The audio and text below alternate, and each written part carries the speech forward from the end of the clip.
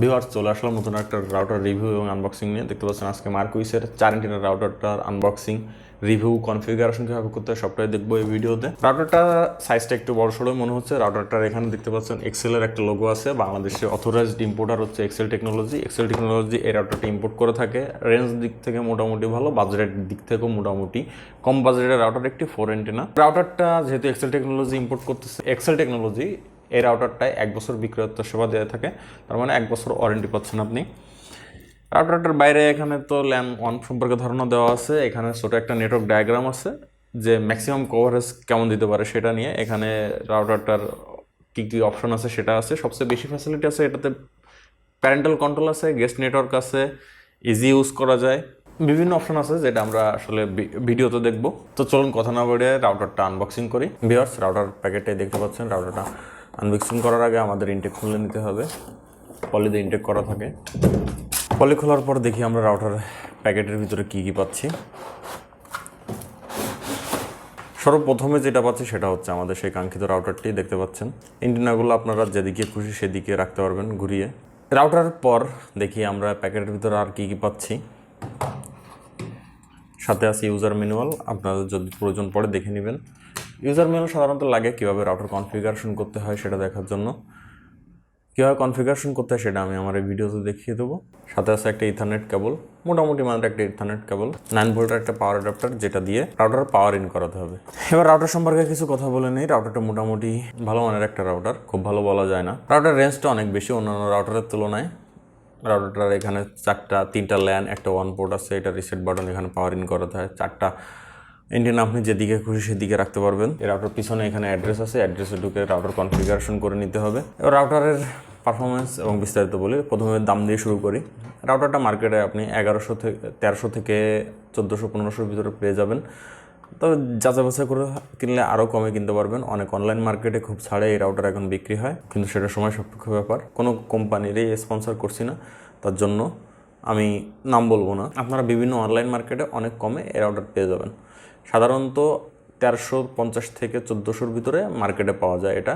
রাউটারটা মোটামুটি ভালো মানের রাউটার, রেঞ্জ খুবই ভালো, কিন্তু পারফরমেন্স খুবই ভালো সেটা আমি বলবো না। মোটামুটি বড় ধরনের কাজ যদি করতে চান সেক্ষেত্রে আপনি কিছুটা সমস্যা পড়তে পারেন। ব্যাকটানো অনেক সময় চালালে রাউটারটা হ্যাং করার একটা ইস্যু থাকে। যদি নিয়মমাফিক কিছুটা রেস্ট দিয়ে রাউটারটা চালানো যায়, বা যে কোনো রাউটারে যদি চালানো যায়, তাহলে মোটামুটি ভালোভাবে সার্ভিস দিবে।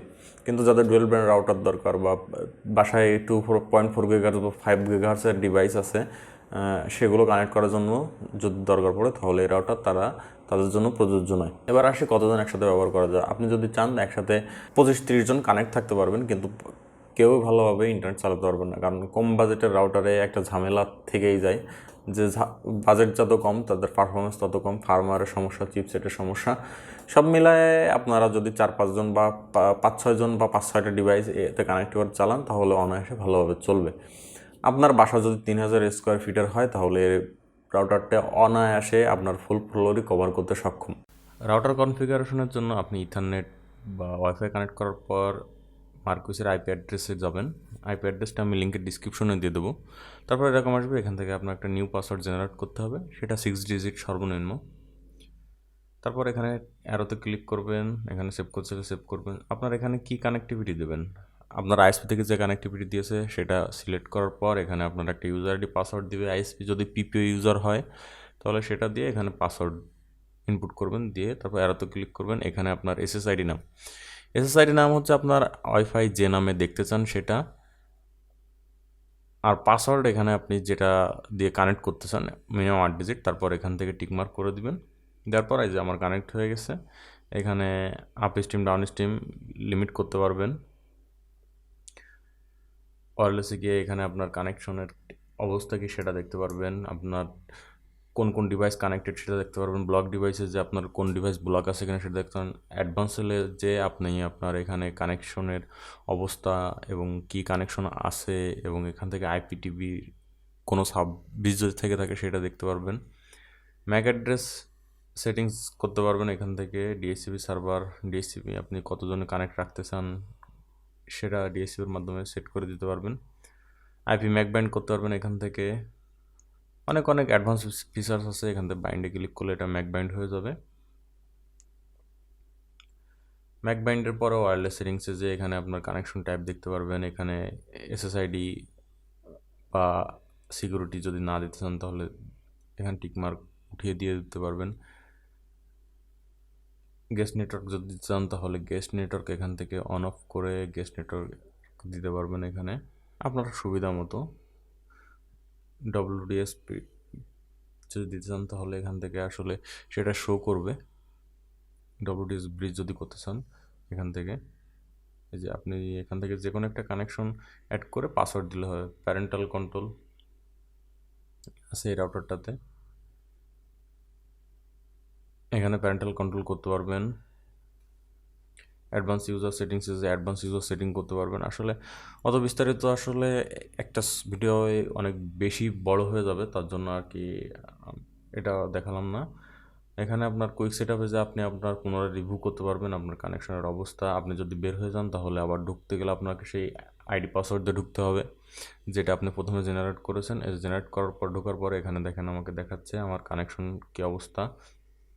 একটা ডিভাইস কানেক্টেড আছে, ডাউনলোড আপলোড এখন 0 বাইট দেখা যাচ্ছে, যেহেতু ইন্টারনেট কানেক্টিভিটি নেই। এখান থেকে নাম দিয়ে দিতে পারবেন যদি আপনার এই ডিভাইসের নাম আপনি চেঞ্জ করে দিতে চান।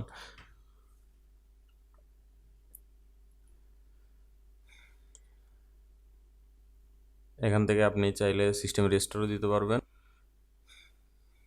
এখান থেকে আপনি সিস্টেম রেজিস্টার দিতে পারবেন, ফার্মার আপডেট চাইলে ফার্মারও আপডেট দিয়ে দিতে পারবেন এখান থেকে। এই ছিল রাউটারের বেসিক সেটিং। আপনি রেজিস্টার দিয়ে আবার পুনরায় অবস্থায় ফিরে নিয়ে যেতে পারবেন। এর চেয়ে বেশি অ্যাডভান্স লেভেলের আর তেমন কিছু দেখানোর প্রয়োজন বলে মনে করি না আছে। ভিউয়ার্স, এই ছিল এই রাউটার নিয়ে বিস্তারিত। ভিডিও যদি ভালো লেগে থাকে তাহলে অবশ্যই চ্যানেলটি সাবস্ক্রাইব করে বেল আইকনটি বাজার পাশে থাকবেন, যাতে করে আমার পরবর্তী যে কোনো আপডেট সবার আগে পান।